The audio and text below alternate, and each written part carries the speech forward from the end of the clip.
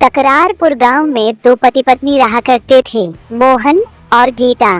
मोहन की पत्नी गीता मोहन के ऊपर बहुत अत्याचार करती थी। वह सारा घर का काम बेचारे मोहन से ही करवाया करती थी और खुद सारे दिन आराम किया करती थी। अरे अरे, जल्दी जल्दी हाथ चलाओ और जल्दी से मेरे लिए खाना बनाओ, मुझे बहुत भूख लग रही है और जल्दी से खाना बना दो। फिर तुम्हें जंगल में लकड़ियाँ लेने भी जाना है। हाँ, कह देती हूँ, कोई बहाना नहीं चलेगा। नहीं नहीं गीता, बहाने मैं क्यों बनाऊंगा, तुम फिक्र मत करो, मैं सारा काम कर दूंगा। फिर बेचारा मोहन अपनी पत्नी को खाना देकर लकड़ियाँ लेने के लिए जंगल में चला जाता है और सारी लकड़ियाँ जमा करके एक जगह बांध लेता है। आज तो मैं सुबह से काम कर रहा हूँ। सुबह जल्दी खेत में काम किया, फिर घर जाकर खाना बनाया और अब यहाँ लकड़ियाँ लेने आया। मैंने तो सुबह से कुछ खाया भी नहीं है। लकड़ियाँ घर रखने के बाद अभी तो बीज लेनी बाजार जाऊं। फिर मोहन लकड़ियाँ उठाकर अपने घर की ओर जाने लगता है। तभी उसी रास्ते में जमीन पर गिरे हुए एक साधु बाबा मिलते हैं। क्या हुआ बाबा, क्या आपकी तबीयत खराब? बेटा, मुझे बहुत तेज ठंड लग रही है। अगर मुझे थोड़ी सी भी लकड़ियाँ मिल जाती तो आराम हो जाता। बाबा, आप चिंता मत कीजिए, मैं अभी आपके लिए आग जला देता। फिर मोहन अपनी लकड़ियों को सही से जमाकर आग लगा देता है। बेटा, तुमने यह क्या किया? तुमने ये सारी लकड़ियाँ तो अपने लिए जमा की थी और तुमने इन्हें यहीं जला दिया। अब तुम अपने घर क्या लेकर जाओगे? बाबा, केवल आप आग जलाने से तो सही नहीं होंगे, आपको दवा की भी जरूरत है। अरे बेटा, उसकी चिंता तुम मत करो, मैं तुम्हें एक जगह बताता हूँ, तुम बस वहाँ से उस पेड़ का फल ले आना। तो बताइए बाबा, मैं आपके लिए कहाँ से दवा लेकर आऊँ? बेटा, इसका मतलब तुम मेरे को ठीक करके ही मनेगा। तो सुनो बेटा, यहाँ से 5 मील चलने के बाद तुम्हें एक सेब का पेड़ दिखाई देगा। तुम बस वहाँ से उस सेब के पेड़ से एक सेब ले आना, वही मेरे लिए दवा का काम करेगा।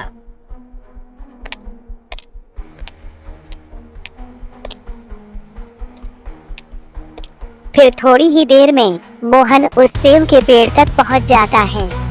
लगता है साधु बाबा ने जो सेब का पेड़ बोला था वह यही है। अब मैं इस पेड़ से जल्दी से सेब लेकर बाबा के पास जाता हूँ।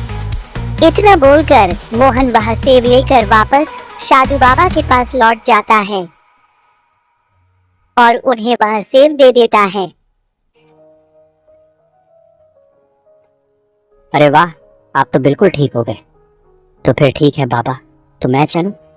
रुको बेटा, मैं तुम्हें एक जादुई अंगूठी देता हूँ। तुम कोई भी अपनी एक इच्छा इस अंगूठी से बोलोगे तो वह पूरी होगी।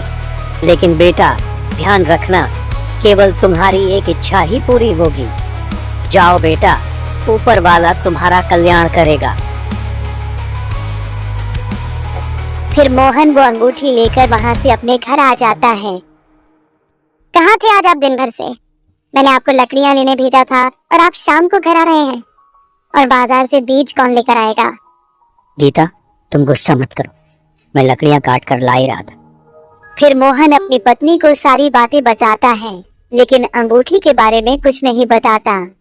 मेरे तो भाग्य ही फूट गए थे कि मैंने आपसे शादी कर ली। खुद की तो सपना आई और दूसरों की बड़ी पड़ी है। आज तक मैंने कुछ अच्छा नहीं खाया और ना ही बाकी औरतों की तरह गहने पहने। 6 महीने की खेती से जो भी मिलता है उसमें आधा कर्ज में चला जाता है और आज लकड़ियां भी नहीं लाए। अब शाम का खाना कैसे बनाओगी? गीता, उसकी चिंता तुम मत करो, मैं कुछ ना कुछ इंतजाम कर ही दूंगी। फिर अगले दिन सुबह जब मोहन जंगल में लकड़ियां लेने जाता है, उसकी नजर जंगल में बैठे एक बुजुर्ग आदमी पर पड़ती है। वह उसे बहुत परेशान नजर आ रहा था। क्या हुआ काका, कौन हो आप और इस जंगल में दुखी होकर अकेले क्यों बैठे हो? क्या बताऊं बेटा, मैं बहुत बड़ी मुसीबत में हूँ। मैं मरने वाला हूँ, मुझे नहीं लगता अब मैं जिंदा बच पाऊंगा। काका की ये बात सुनकर मोहन हैरान हो जाता है। काका, आप ये क्या कह रहे हो? कौन हो आप? आखिर आप क्यों मरने वाले हो? बताओ मुझे क्या हुआ? मैं पड़ोसी गांव का रहने वाला हूँ और मैं एक जमींदार के यहाँ काम करता हूँ। कल सुबह की मेरी आखिरी सुबह होगी, क्योंकि जमींदार साहब मुझे मरवा डालेंगे। मेरा जीवन समाप्त होने को है अगर मैंने जल्दी से जल्दी जमींदार की इच्छा पूरी नहीं की। जमींदार साहब आपको क्यों मार डालेंगे? आखिर क्या इच्छा है जमींदार साहब की? जमींदार साहब की बेटी को एक बीमारी हो गई है। जमींदार साहब अपनी बेटी को बहुत प्रेम करते हैं, लेकिन उनकी बेटी को कुछ दिनों से एक ऐसी बीमारी ने घेर लिया है जिसकी वजह से उनके चेहरे पर काले काले दाग हो गए हैं। अरे अरे काका, आप परेशान मत होइए, इसका इलाज मेरे पास है। आप बस मुझे अपने जमींदार साहब के पास ले चलिए। बेटा, क्या तुम सच कह रहे हो? तुम सच में जमींदार साहब की बेटी को सही कर सकते हो? तो फिर चलो मेरे साथ, लेकिन तुम ये मत बताना तुम एक आम इंसान हो, क्योंकि जमींदार साहब को पता चल गया कि तुम एक वैध नहीं आम इंसान हो तो जमींदार साहब और क्रोधित हो जाएंगे। हाँ हाँ काका, आप चिंता मत कीजिए, मैं जमींदार साहब को कुछ नहीं बोलूंगा। फिर मोहन उन बूढ़े काका के साथ उनके गांव चला जाता है।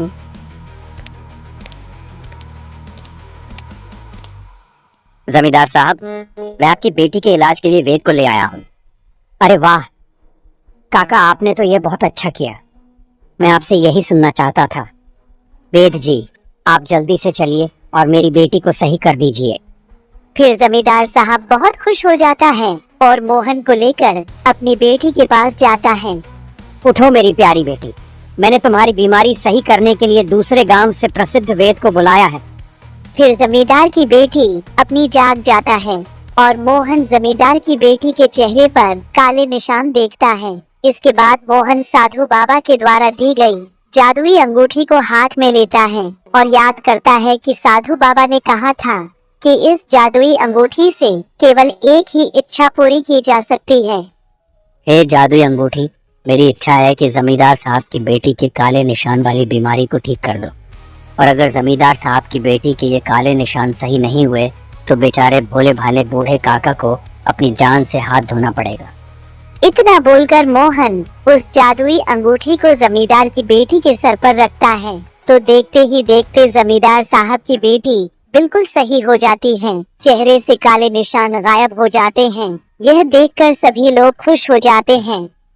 पिताजी, देखिए, मैं बिल्कुल सही हो गई हूँ। मेरा चेहरा बिल्कुल पहले की तरह हो गया है। हाँ हाँ मेरी प्यारी बेटी, मैं देख सकता हूँ, तू बिल्कुल पहले की तरह सुंदर हो गई है। मेरे लिए यह बहुत खुशी की बात है। वाह काका, आपने यह काम बहुत ही अच्छा किया।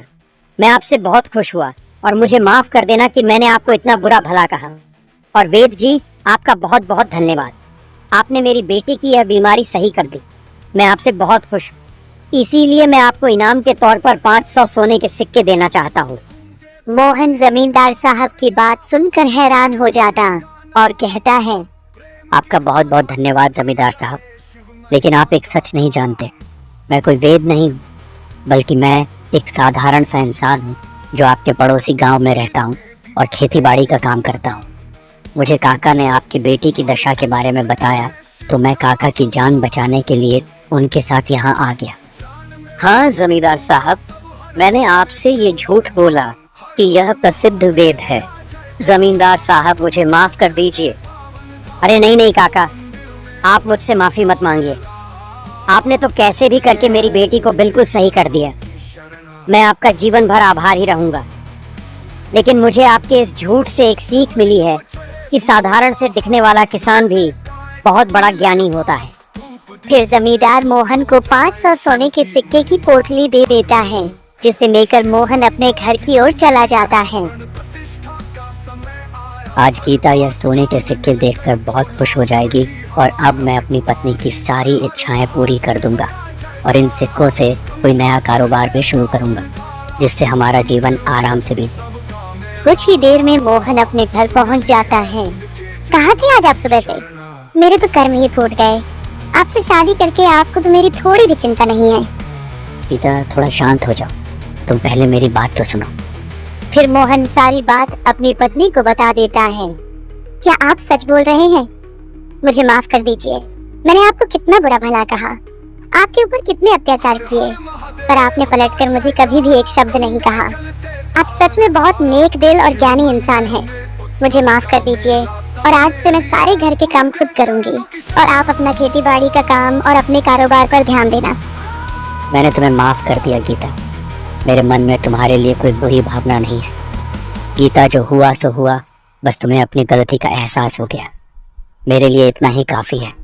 इसके बाद मोहन और उसकी पत्नी दोनों हंसी खुशी रहने लगते हैं। तो दोस्तों, हमें इस कहानी से यही सीख मिलती है कि हमें हमेशा जरूरतमंद लोगों की मदद करनी चाहिए और अगर हम दूसरों की मदद करेंगे तो खुदा हमारी मदद करेंगे।